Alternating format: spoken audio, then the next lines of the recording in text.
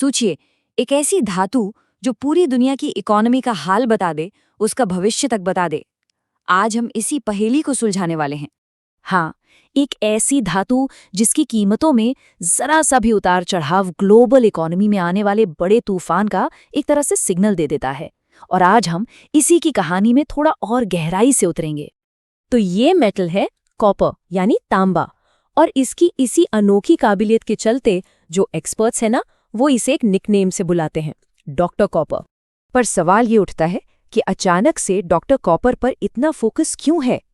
भाई, इसका जवाब हमें मिलेगा इसकी हाल की काफी उथल-पुथल भरी हिस्ट्री में।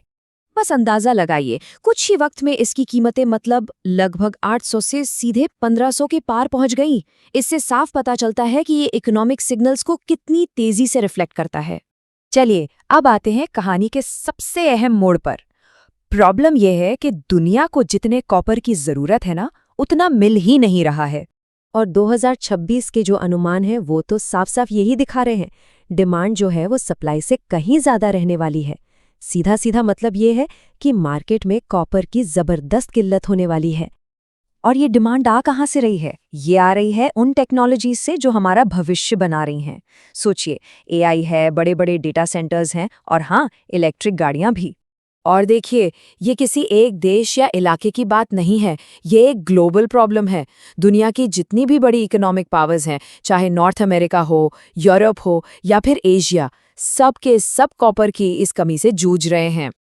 लेकिन इस सप्लाई की कहानी में एक बहुत ही, कह सकते हैं, एक अजीब सा ट्विस्ट है, और इसका कनेक्शन जुड़ा है एक बहुत ही कॉमन इंडस्ट्रियल केमिकल से। अच्छा, इस ट्विस्ट को समझने से पहले एक टर्म समझना जरूरी है, TC/RC चार्जेस। ये बेसिकली वो फीस है जो माइंस यानी खदानें स्मेल्टर्स को देती हैं अयस्क से शुद्ध कॉपर निकालने के लिए। आप कह सकते हैं कि यही स्मेल्टर का प्रॉफिट मार्जिन है।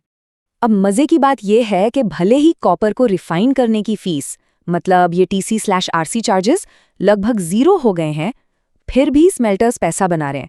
कैसे? वो एक बाय प्रोडक्ट बेच रहे हैं, और वो प्रोडक्ट है सल्फ्यूरिक एसिड। और सल्फ्यूरिक एसिड की कीमतों में कोई छोटी मोटी नहीं, बल्कि 70% की जबरदस्त बढ़ोतरी हुई है। तो स्मेल्टर्स के पास कॉपर का प्रोडक्शन चालू रखने की एक बड़ी वजह यही है। लेकिन अब कहानी में एक और मोड़ आ गया है। इस लाइफलाइन पर भी अब खतरा है। क्यों? क्योंकि कई बड़े देश सल्फ्यूरिक एसिड के एक्सपोर्ट पर बैन लगा रहे हैं, और इसका सीधा असर कॉपर के प्रोडक्शन पर पड़ सकता है, जो और भी कम हो सकता है। तो इस पूरे सिनारियो में दुनिया का जो सबसे बड़ा कॉपर कंज्यूमर है, यानी चीन, वो क्या कर रहा है? देखते हैं कि इस संकट से निपटने के लिए उसकी क्या स्ट्रैटेजी है। देखिए, एक तरफ जब पूरी दुनिया इकोनॉमी को लेकर परेशान थी, तब चीन ने चुपचाप भारी मात्रा में कॉपर इंपोर्ट करना शुरू कर दिया। अकेले मार्च के महीने में 53% का उछाल। और सिर्फ इतना ही नहीं, ठीक उसी वक्त चीन ने अपने यहाँ से कॉपर का एक्सपोर्ट बिल्कुल बंद कर दिया। मतलब सिर्फ खरीदो, बेचो नहीं।